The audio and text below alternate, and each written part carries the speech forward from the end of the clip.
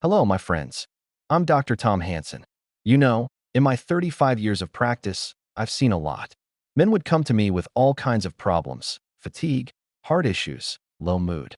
But there's one topic that's always been especially delicate: intimate health. Men rarely talk about it openly, especially about how bad habits like smoking destroy their bodies. Yes, I know, it's hard to admit. But today I want to speak with you honestly, man to man. No blame. If you're over 50, you're wiser now, but your body still needs care. And if you smoke, you need to know the truth. Smoking doesn't just slowly destroy your lungs and heart. It directly affects your manhood, your penis health, your ability to please yourself and your partner. I'm not saying this to scare you. I'm saying it because I've seen too many men suffer in silence, losing confidence, ashamed even to admit it to themselves. And yet, so much can change. Today I want us to look the truth in the eye and find a way forward. Because age is not a sentence. We can't turn back time, but we can start taking care of ourselves and bring back the joy of living.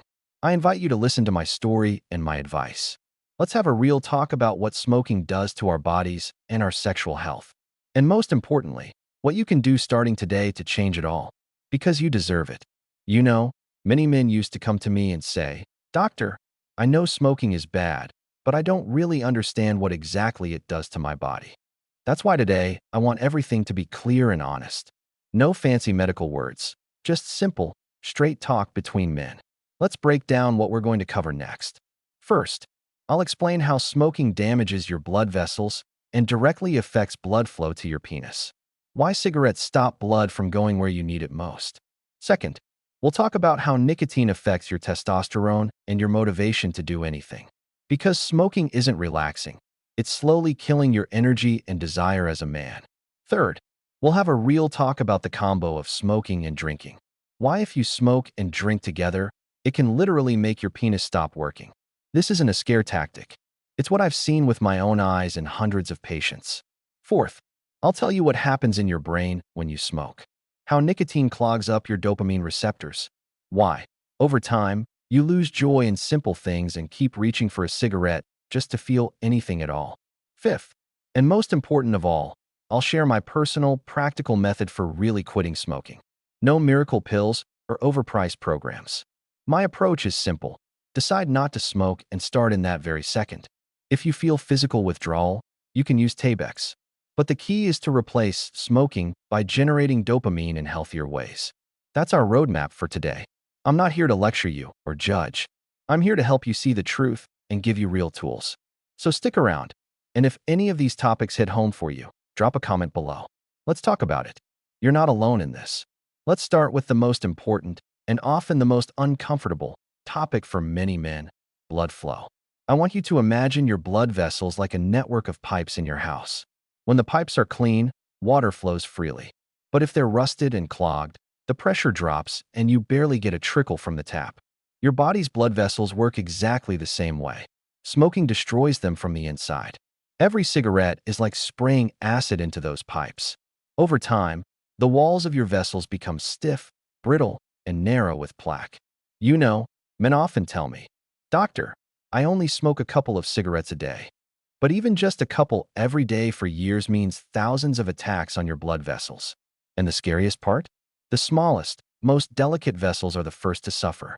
And where are the smallest but most important vessels? That's right, in your penis. I remember John, 58 years old. He was in decent shape, loved his wife, but was embarrassed to admit he couldn't perform properly for the past 6 months.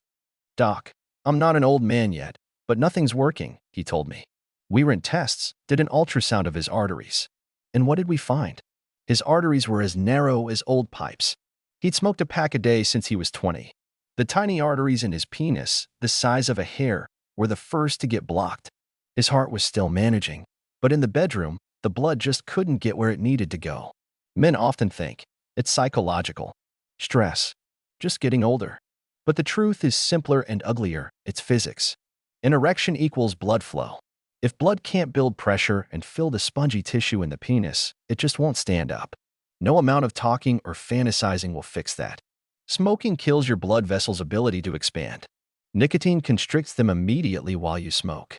But the chronic inflammation and damage remain forever if you don't change. I always explain it simply.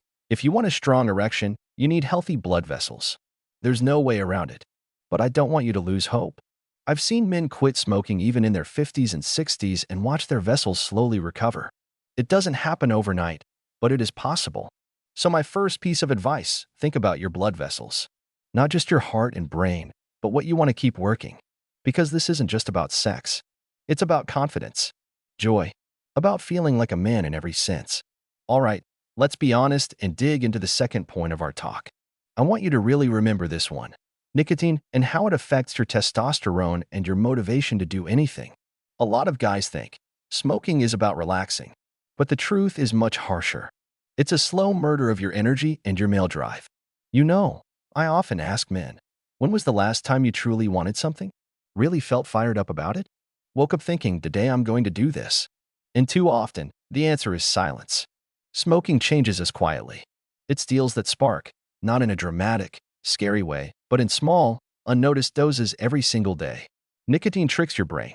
It gives you a brief hit of dopamine, making things seem easier for a moment. But afterwards, all that's left is emptiness and the need to do it again. Men tell me, Doc, I'm not lazy. I just don't have the energy. No motivation. I don't want anything. And that's not weakness or just getting older. That's a broken reward system. Nicotine rewires you so that life feels flat and heavy without it. And that's not even the whole story. It also hits your hormones. Smoking systematically lowers your testosterone. And testosterone isn't just about muscles. It's about will, about the desire to act, about your determination and confidence.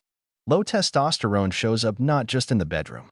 It's that sluggishness, irritability, the endless, I don't want to, and maybe later. It's men giving up on their plans, dropping their goals, losing the ability to dream.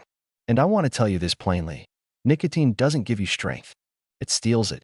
The cigarette isn't your friend or your way to relax. It's an addiction that slowly robs you of the will to really live. But you can stop this. You can take back control. I've seen men quit and say with surprise, Doc, it's like I woke up. I actually want things again. I want to live. I want to work. I want to love. Because being a man isn't about smoking and hiding from stress behind a cloud of smoke. It's about choice. About being strong for yourself and for the people who count on you. So think about it. Who do you want to give your energy to? Nicotine or yourself? All right, let's move on to the third point. And here I want to talk to you completely straight. No medical jargon. This is a real guy-to-guy kitchen table conversation. I often tell my patients, look, smoking on its own is already bad. Alcohol on its own is a challenge for your body too. But together, that's a truly deadly combo for your manhood. You wouldn't believe how many times I've heard it. Guys come in half joking and ask, Doc, why doesn't it work when I've been drinking? And I tell them, because your blood vessels and nerves don't know what the hell to do after cigarettes and booze. Alcohol relaxes your vessels and your nervous system. It feels nice, sure. But it also kills the precise control you need for an erection. Meanwhile, cigarettes constrict your vessels and ruin blood flow. Together, they completely wreck the system. Imagine an orchestra where alcohol is the drunk conductor and nicotine is the musicians with broken strings. What kind of concert do you think you'll get? That's right, none at all. And I always say, this isn't a joke. It's not internet scare talk. It's what I've seen with my own eyes and hundreds of men. Lively, fun guys, but they drink and smoke, and in bed? Nothing. Total failure. Even worse, it builds up over time. The more often you do it, the worse your system gets. At first, it's just not working when you're drunk. Then, even sober, you don't really want to. And finally, you're making excuses, feeling ashamed, snapping at your partner. Confidence tanks. Relationships suffer. I'm not here to scare you. I'm here to tell you the truth. Because a man deserves to know what he's doing to his own body. Smoking and drinking together is like throwing matches into your gas tank and wondering why the car won't run. But here's the good news. I've seen men say enough. I want to be a real man, not an old man at 50. They cut back on alcohol, quit smoking, and a couple of months later, they're amazed at how things bounce back. Literally. So think about it. This is your choice. No one can make it for you. And if you've got thoughts on this, share them in the comments below. Let's talk about it like men. You're not alone. Fourth point, and this is something a lot of men don't even realize. Today, I want to talk not just about your body, but about your mind. About what happens in your brain when you smoke. This isn't some dry biology lecture. It's a real talk. Because I believe every man deserves to know exactly how cigarettes fool him. Inside your brain, you have a reward system. It's your built-in happiness mechanism. When you do something enjoyable, walking in the sun, hugging someone you love, working on a hobby, your brain rewards you with dopamine. That's the little burst of pleasure that makes life feel good. Now imagine nicotine as a con artist who keeps yanking that lever. You smoke, and your brain gets a quick, unearned hit of dopamine. It feels like happiness, relaxation, but you pay for that shortcut. Over time, your dopamine receptors get used to this cheat. They stop responding properly to normal joys. Suddenly, a walk outside is boring. Doing something with your hands feels pointless. Even sitting quietly seems empty. Without the cigarette, everything feels flat and gray. I've heard so many men tell me, "Doc, I just don't want anything anymore. I'm irritated. Everything's dull." And it's not age. It's not their personality. It's nicotine damaging their reward system. That's why I always say, a cigarette isn't about relaxation. It's about dependence. It steals your ability to enjoy the simple things, forcing you to reach for it over and over just to feel something. This is the most insidious part of smoking. It doesn't hit you all at once. You think you're controlling the cigarette, but in reality, it's controlling you. The saddest part? Many men don't even suspect it's happening. They blame stress, work, getting older. But the real cause is right there in their hand. But there's good news, too. I've seen men quit smoking and, after a few weeks or months, tell me, "I'm feeling again. I'm actually enjoying things. Even just having tea with my wife on the porch feels special." Your brain can heal. Those receptors can wake back up. Joy can come back. But you have to take the first step, recognize that nicotine isn't giving you happiness. It's stealing it. That's what I want you to really think about today. Because every one of you deserves to enjoy life for real. No crutches. No lies. Fifth point, and the most important, how to actually quit smoking. I don't believe in pretty stories about easy and pleasant. This isn't that. This is about a decision. Here's my working method. First, tell yourself the truth. You're addicted. Not, "I just like to smoke." Addicted. Admit it without excuses. As long as you lie to yourself, you're a slave to this habit. Second, make the decision. Not, "I want to quit." Not, "I'll try." One word, enough. The decision isn't for tomorrow. It's now. This very second. Third, get rid of the cigarettes. Throw them out. Give them away. Burn them. Don't leave a single one. Don't leave yourself an escape hatch. Fourth, the withdrawal. For some, it's barely there. For others, it's hell. That's normal. It's temporary. You'll survive. If it's really bad, Tabex helps. There's no shame in using help. But remember, it's not freedom in a pill. It's a crutch to get you through. Fifth, replace the habit.